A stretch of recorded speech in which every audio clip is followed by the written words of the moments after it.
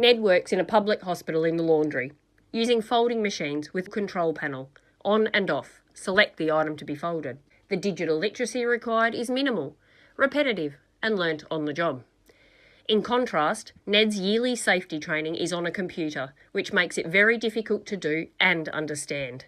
As an educator, I became frustrated that digital literacy was disadvantaging workers in catering, laundry and cleaning, making safety training hard to comprehend, putting Ned and his peers at risk of accident and injury. My research design is with the workers at 2 public hospitals in regional Victoria.